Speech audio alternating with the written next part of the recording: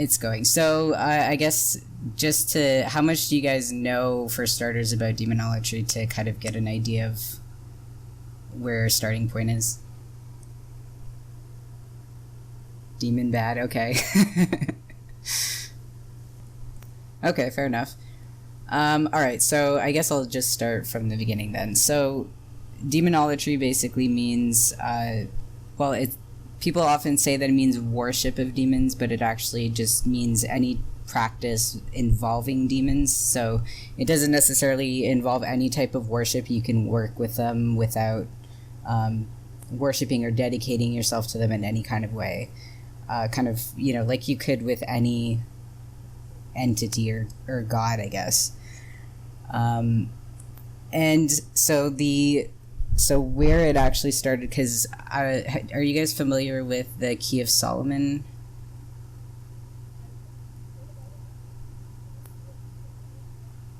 Okay, yeah, so that's kind of where we get a lot of the information that is circulating now on demons. Like the vast majority of it is kind of sourced from that same place.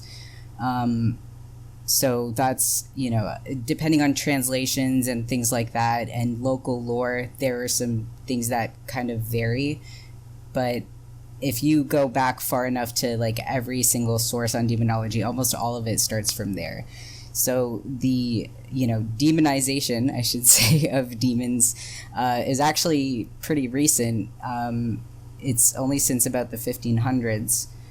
Because when Solomon was around, so he was a king who was really into working with demons, and he was never, accused of witchcraft or anything like that. It was just back then a method that you could choose to work with, and really demons were kind of just pagan gods for the most part.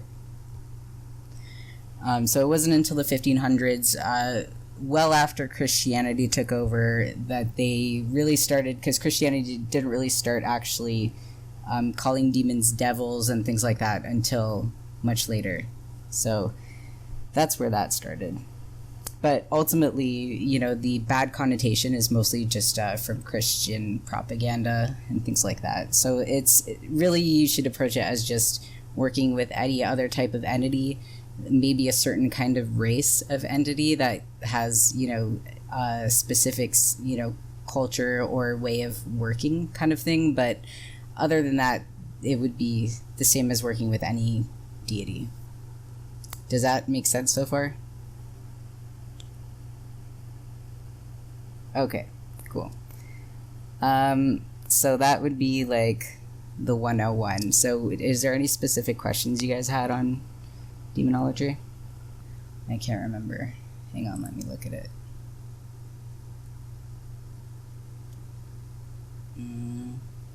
Oh, right, okay. I guess the difference between, I'll get to your thing, Raimi, is that how it's pronounced? I'm not sure. Okay, cool. I'll get to your question in a second. But yeah, that's actually a good lead into. So the difference between evocation and invocation, or evocation, depending on how you want to pronounce it. So the words themselves, like evocation is calling forth, and invocation is supposed to be calling in. So one of the things that is a common misconception from people who aren't occultists is that evocation would be to summon the demon from kind of outside of you, and just like any time that you would be kind of getting like a one-on-one. Oh, can someone tell Bella we're recording it for? Awesome, thanks. So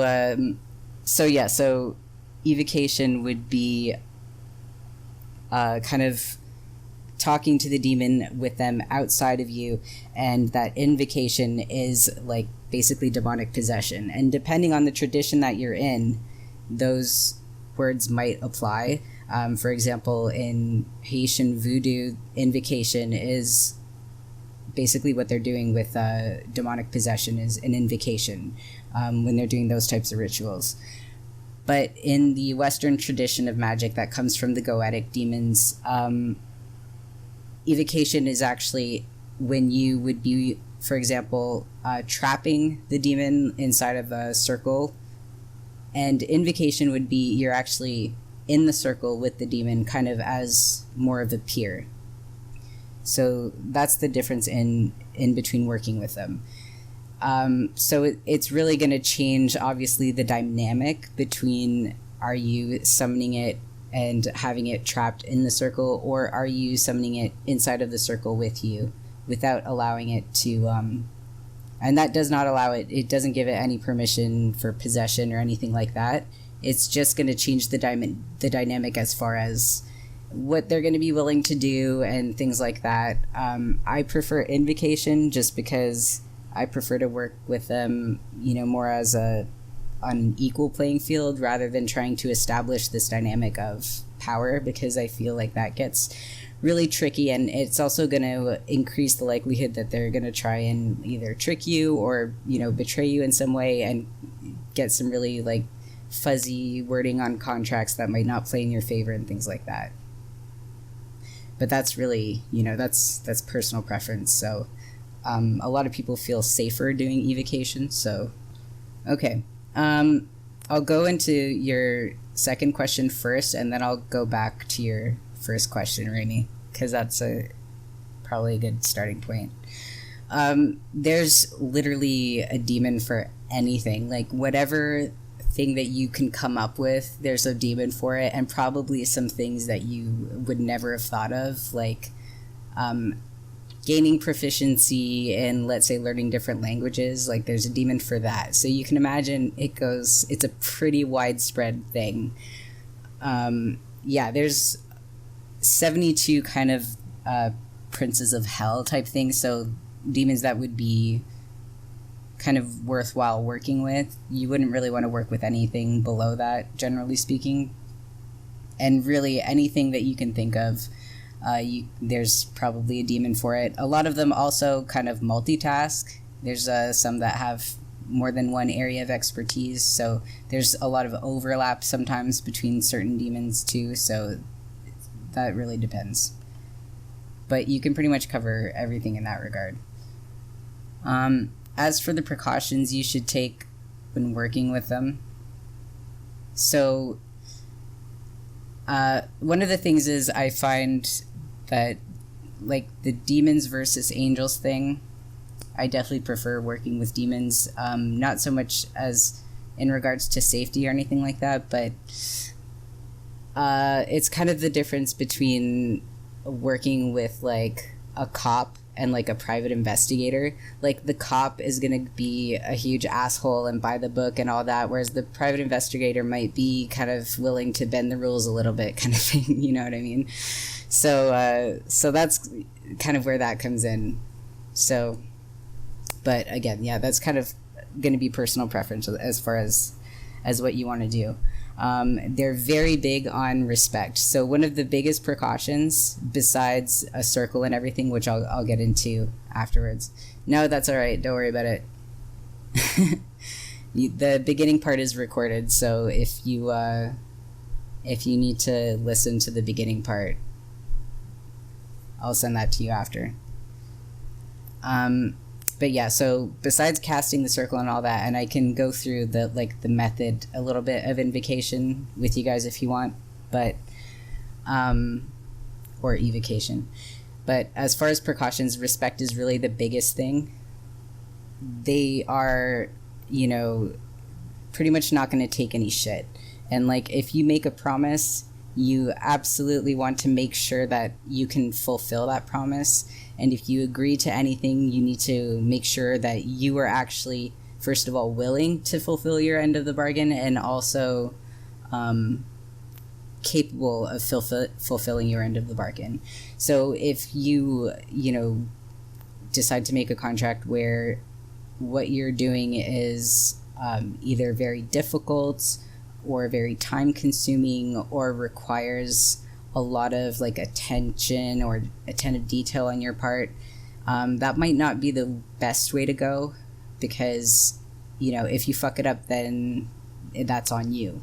Pretty much whatever was agreed to is in the water. And so that also means that if they did give you the thing that you had agreed upon, they could just as easily take that away, because at that point the contract is void. So you just lose potentially a lot depending on how much you gained while working with them. So that's like the biggest precaution. And I mean, angels are like that too. So people talk about demons a lot. Angels are the same way. They'll just, you know, it's just a different type of, you know, ceremony, a different type of ritual for summoning and things like that. But, you know, a contract with any deity you don't want to fuck up. But demons especially are pretty focused and pretty good at getting specific things and are not lenient at all, for the most part anyways. Yeah, lesser and greater demons is basically just kind of rank. It really depends on which kind of source that you're reading, because in some sources anything that is below the Princes of Hell kind of rank are considered lesser demons. In other things, lesser demons are considered anything below, for example, Lucifer and Asmodeus and things like that. So that kind of depends. They have a whole hierarchy, and depending on which source you read, no one really completely agrees on the hierarchy. So I guess for the sake of avoiding confusion, I would say like anything that is below the main 72, I would avoid, you know, trying to conjure or work with any of those, because they don't necessarily have the same standards as far as contracts go and might just do whatever they want. Kind of like how you want to go with any business to the more reputable ones, if that makes sense. But yeah, lesser and greater is going to depend on what you're reading exactly. So the worst case scenario, if you fuck it up, is, well, I mean, it's going to depend kind of on the contract that you agree on. Because anytime you have a contract, there's going to be like a clause basically that's going to say, if I don't keep up my end of the bargain, this is what might happen. Sometimes it can just be that they'll take away everything that was given to you. So for example, if you were working with a demon for, you know, getting money, and you got, let's say, $1,000, and then you don't take up your end of the bargain, then the voiding the contract might be that you get some crazy like medical expense that, you know, takes away all your money and then some, things like that. Hang on, I'm reading Raven's talking about the Necronomicon. Yeah, I mean, the Necronomicon, even though it was originally, you know, like, originally supposed to be, well, I mean, that's even debatable, supposed to be fiction, but, there's definitely, you know, now anyways, there are things that are definitely have manifested from that, and I think, in large part, belief plays a part in whether or not something becomes real, and if enough people believe in the same thing, well then, you know, that I think manifests. But that's just kind of personal gnosis type thing. So so other precautions for working with demons would be trying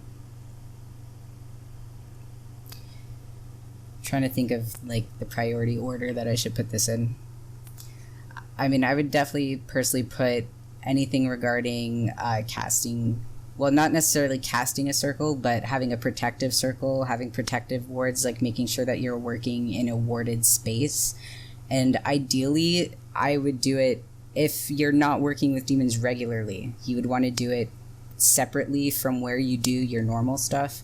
So, for example, if you normally work with, I don't know, whoever, like Hades or something, and you have an altar there, and that's where you normally do all of your spell work, you would want to do the summoning elsewhere. So if possible, like not even in the same room, but just kind of away from that space, because that way if there is, you know, energy that kind of sticks around, you don't have to worry about it kind of tainting your usual stuff that you're working on. So that would definitely be one precaution.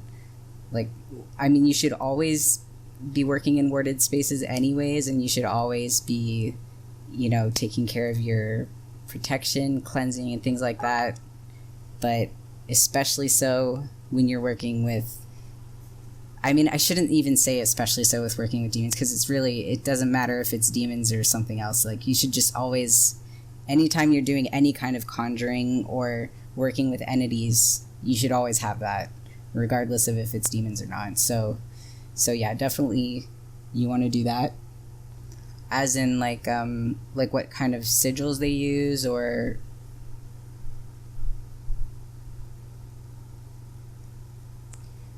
Yeah, there's actually, there's some that you can find online. I can try and find, I know I have links, I just don't know where they are, so I'll try and remember after to look for them, and I can put them in the chat. But they do, every demon has a specific sigil that kind of represents them. And if you're when you're working with demons, there's usually a ritual kind of that you do. I use the one from the Grimorium Verum, but there are different ones. For example, in the Key of Solomon, there's a different one, and depending on what book you're using, there's a bunch of different types of rituals that you can use. But in the ritual I used from the Grimorium Verum for Invocation, there is a point where you would draw the sigil of the demon on a piece of paper to kind of conjure that demon, and there's a sigil that's specific to the demon that kind of represents them and says that that's who you're calling forth, and also that that's who you have the contract with. And I can post links to those afterwards. Okay, so Evocation I'm not going to go into just because I haven't tried it, so I don't want to say stuff and I don't want to give any kind of information on that just because I haven't tried it personally. I've only used Invocation, so I can go over the steps for that. So I pretty much have done like a modified version of what's in the Grimorium Verum. The normal standard thing that you would do for Invocation is basically there's different steps where you consecrate all the tools that you're going to be using. Like if we're talking original, it used to be that you would forge the knife that you're gonna use in like on a specific day, depending on like the planetary alignments and things like that. And then you would forge like the needle that you're gonna use and all this stuff. Obviously that's not like feasible for most people. If you can do that, like great. I know there's one person that is in a different server that was actually like made their own knife because they work as a blacksmith. So if you can do that, that's really awesome. But for most people, you can't do that.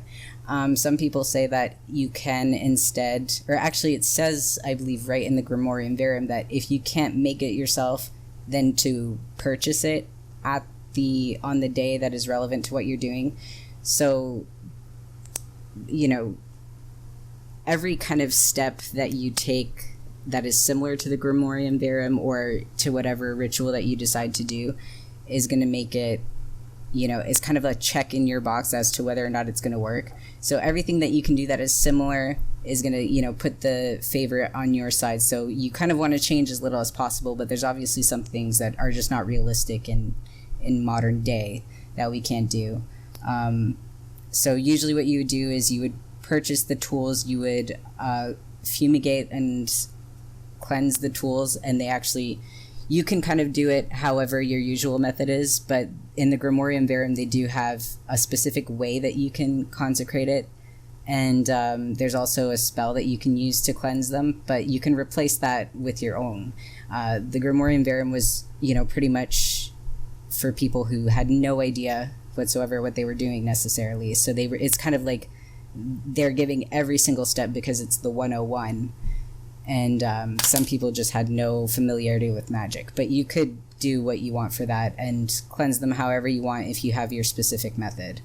After you've cleansed that, there's usually the element of sacrifice. I'll answer your question after. I did see it. Electric wizardry. Right, okay, thank you. Sacrifice. So the next step is usually sacrificing of the goat, which serves two purposes. First of all, the purpose of sacrifice itself, and second, you're actually supposed to use all the parts of the goat, first of all for eating, but also you're supposed to use the skin to make the parchment on which you would be drawing the sigil of the demon that you're conjuring.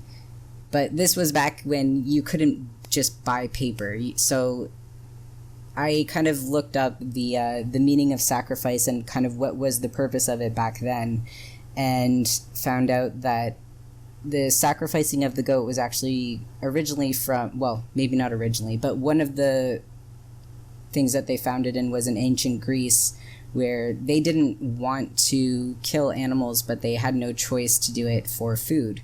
So what they did was they sacrificed it instead of just killing it. So it was basically, they would say that it was an act of devotion, but it was, because they needed food.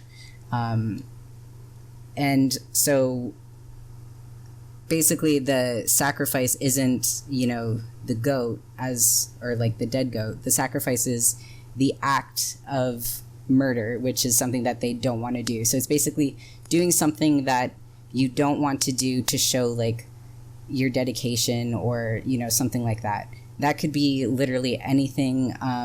It could be fasting. It could be like doing your chores, but you're doing it with in mind that it is a sacrifice for this person.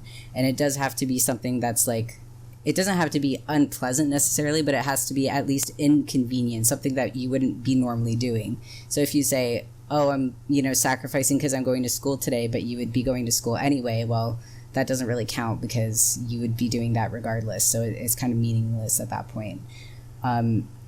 And obviously the amount that you put in is what you're going to get in return. So if the size of your sacrifice will be kind of relevant to what you could expect to gain from what you're looking for. So if we use, for example, the money that we were talking about before, if what you're doing is a very small sacrifice, then you might get like $100 or something like that. But if you're willing to do something a little bit more, then you might be able to increase that amount, and so on. After the sacrifice, they usually and I forgot to say this earlier, but the goetic demons are functioning in the Abrahamic religion paradigm type thing. So that's also something to keep in mind, is you have to feel comfortable at least working and believing in that at the time that you're doing it. It doesn't have to be your pantheon all of the time, but it does have to be your pantheon at the time that you're doing it. Because if you don't believe in it, then it's just not going to work. So, yes. Right, so then the next step is you would actually call on an intermediary, basically a messenger, who would... Oh, sorry, you cast your circle, obviously. I forgot, that's a big step. You're supposed to cast your circle. So there's actually psalms that you're supposed to recite, and after you've, gotten your tools and everything, you cast your circle and put each of the items in the circle. You don't enter the circle at that point. What you do is you call upon the messenger. So it's actually an angel, because since this was done in Abrahamic religion,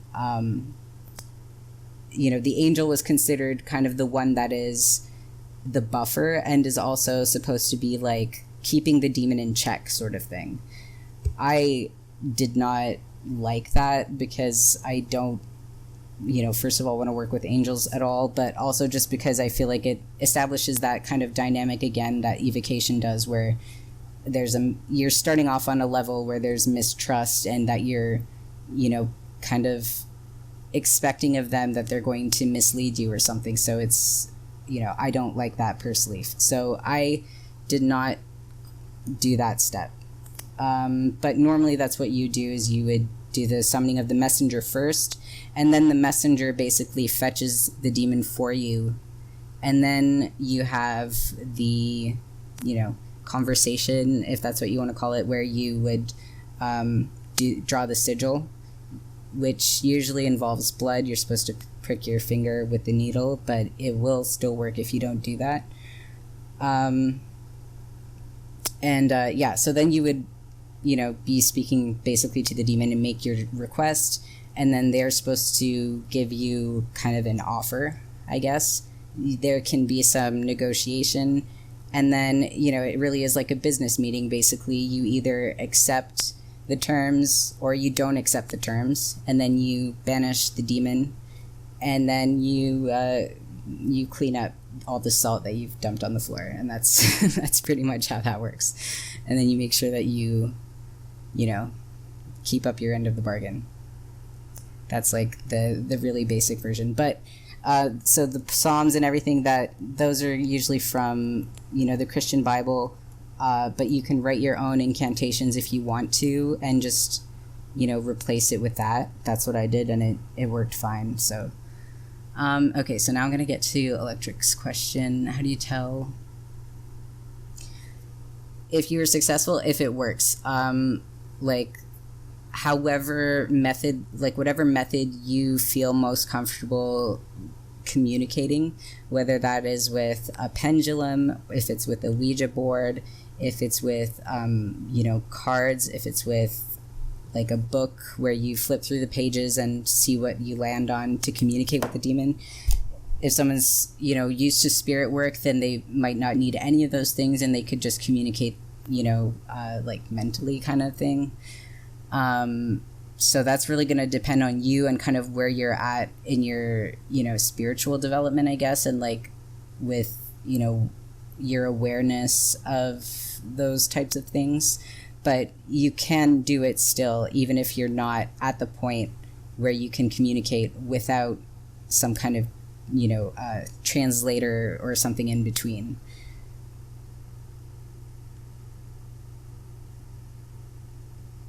And as for the energy question, I'd say very intimidating, but not scary.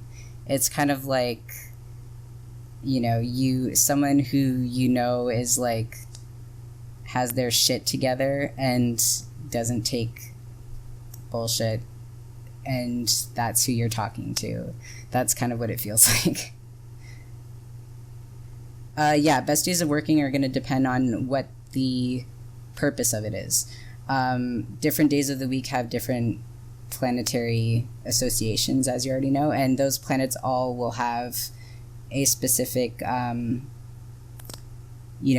of influence. So ideally you would want to base it on that. So for example, Jupiter would be, if you're using money, you can use Jupiter for that, and then it would be, I think is it Thursday for Jupiter? I can't remember.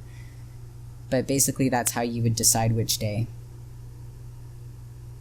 And that also goes for the ideal hour. You can kind of change the hours around, but there are tables that you can get online where it shows you for each hour of the day which planet it's associated to, and you can base your invocation on that time as well. So that's kind of like the more checks that you have than X's. So you don't have to do that, but if you're going to be changing a bunch of other stuff, then you might want to do that and keep that the same, just to kind of put all the cards in your favor. All right, bye. See ya. So negotiate, you could pretty much do it the same way that you would with any person, just kind of, just very politely, you can say it out loud if it's easier for you, or you can just say it mentally, but basically just saying like, I don't feel comfortable with that, and this is like my counter offer kind of thing. So ideally, before you go into the invocation, you have a very clear idea of what it is that you're looking for, and also like what your limits are or where you draw the line. And it is important to kind of maintain self-respect and not do anything that you don't feel comfortable with, or agree to anything that you don't feel comfortable agreeing to. But as for declining the terms, in the Grimorium Varium, it actually has a specific set of words that you can use to based on whether you're accepting or declining the offer. I'm going to put a link afterwards to the Grimorium Verum so you guys can have it, but because it has a lot of incantations and stuff in there that you can use. But there is a specific wording that you can use, but it pretty much says something along the lines of, if I'm remembering correctly, it's like, basically saying, I don't agree with that, and, kind of leave and go back to where you came from.